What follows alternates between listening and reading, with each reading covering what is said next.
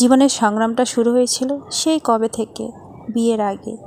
যেহেতু বাবা মারা গিয়েছিল বিয়ের আগেই, তাই সংগ্রামটা সেখান থেকেই শুরু। কারণ আমাদের সমাজে বাবা না থাকলে মেয়েদের যে কী পরিস্থিতি হয়, যার নেই সেই জানে। আর বিয়ের পরের কথা বলেন, সেটা তো সব থেকে বড় সংগ্রাম। আর সেই সংগ্রামে যুক্ত হওয়ার আগেই বাবাকে হারিয়েছি, তাই সেই থেকে কারো কাছে কিছু আবদার করা চাওয়া এটা একদম ভুলেই গেছি। কারণ একটা মেয়ে সব থেকে আবদার করতে ভালোবাসে তার বাবার কাছে। তাকেই যখন হারিয়ে ফেলেছি, তাই কারো কাছে কিছুই চাইনি, কখনোই না।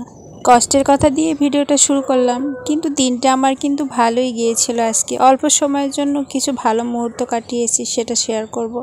আর আজকে সকালটা কিন্তু অনেক সুন্দর ছিল। আসসালামু আলাইকুম, আশা করি সবাই খুব ভালো আছেন। আর একটা নতুন ভিডিওতে স্বাগত জানাচ্ছি আমি মনি। তো সকাল সকাল ভিডিওটা তো স্টার্ট করে দিয়েছি। আর সকালে সব কাজ সেরে তারপর মেয়েকে কোচিনি দিয়ে এসে রান্না শুরু করে দিয়েছি দুপুরবেলার। আর যেহেতু আজকে দুপুরবেলা আপনাদের ভাইয়া আসছিল, সে দুপুরবেলায় আসছে আজকে। আর বাড়ি থেকে আমাদের গাছের লিচু নিয়ে আসছিল, তারপর আম আসে। আজকে আবার চলেই যাবে বিকেলবেলা, যেহেতু তার কাজ আছে সেই জন্যই সে এসেছিল। আর বাসায় একটু জরুরি কাজ ছিল, সেই জন্য দুপুরবেলা এসে আবার সাথে সাথে যাওয়ার প্ল্যান করছিল। কিন্তু আমি আবার বায়না ধরেছি, বলেছি যে আমাকে একটু ঘুরেতে নিয়ে যাও।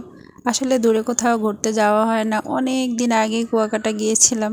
আমি বরিশালের মেয়ে, তারপরও ইচ্ছে করলেই কুয়াকাটা যেতে পারি না। জীবনের অনেক ব্যস্ততার জন্যই আমরা দুজন দুই প্রান্তে যুদ্ধ করছি। অর্থাৎ সে তার মতো যুদ্ধ করছে, আমি আমার মতো। দুই প্রান্ত বলতে সে সবসময় আমাদের কাছে থাকে না, তার কাজের জন্য তাকে একটু দূরে থাকতে হয়। আর আমি তো আমার ছেলে মেয়ে নিয়ে যুদ্ধ করছি। এই তো আমাদের জীবন চলেই যাচ্ছে দিনগুলো।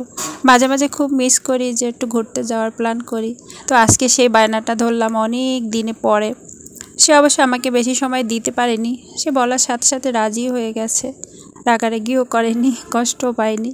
তো আমরা দুজনে আর কোথায় যাব? আমাদের মিনি কুয়াকাটা মুক্তিযুদ্ধ পার্কে গেলাম। রোদ ছিল কিন্তু আবহাওয়াটা খুবই ভালো ছিল, অনেক বাতাস ছিল। আর যেতে যেতে খুব ভালো লাগছিল। তার সাথে অনেক দিন হয়নি ঘোরা, তো আজকের আমি তার সাথে ঘুরতে পেরেছি, সেটাই আমার কাছে অনেক কিছু। সে 10 মিনিট হোক, 20 মিনিট হোক, আর 1 ঘন্টা হোক। 1 ঘন্টা অবশ্য আমরা থাকিনি, 30 মিনিট থেকে একটু বেশি থেকেছিলাম। আর এই রাস্তাটা আমার খুব বেশি পছন্দের, তাই আমি এখান থেকে যখনই যাই তখনই ভিডিও করি আর আপনাদের সাথে শেয়ার করি।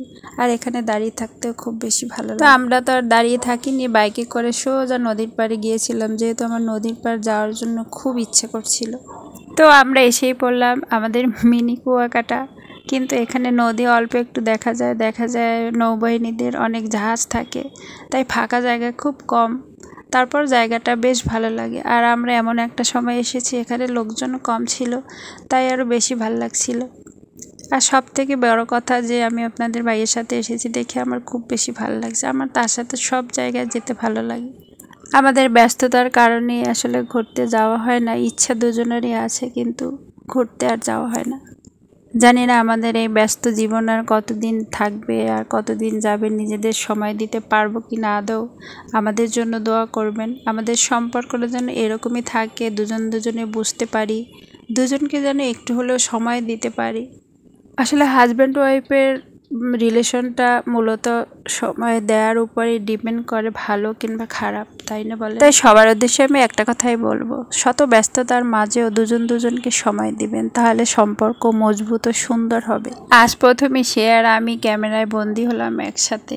আমার ভিডিওতে কখনোই সামনে আসিনি, আর একটু একটু ক্লিপ নিয়েছিলাম কখনো, কিন্তু এভাবে দুজনে একসাথে কখনোই আসা হয়নি। তো নদীর কাছে আসছি, নদীর পানি ধরবো না তা তো আর হয় না। তো আমি তো নেমে পড়লাম নদীর পাড়ে, তাকে বললাম আমায় একটু ভিডিও করে দাও। তারপর সে আমায় ভিডিও করে দিল। আমার ইচ্ছে করছিল নদীতে নেমে পড়ি, পানিটা দেখে টলটল করছিল। সবাই দেখছিলাম ওপারে গোসল করে। তো আমাদের ঘোরাঘুরির সময় শেষ হয়ে গেছে, সে বলল তাড়াতাড়ি চলো, তাই নদীর পাড়তে উঠে গেলাম। নদী থেকে আর বেশিক্ষণ থাকা গেল না, তো বাসার দিকে দুজনে মিলে রওনা করলাম। আমার তো যেতে ইচ্ছে করছিল না, কিন্তু কি আর করা। তার এই ব্যস্ততার মাঝে আমাকে যতটুকু সময় দিয়েছে এই জন্য তাকে অসংখ্য ধন্যবাদ। আমার জীবনে চাওয়াটা খুব অল্প, তাই অল্পতেই আমি খুব খুশি, আলহামদুলিল্লাহ।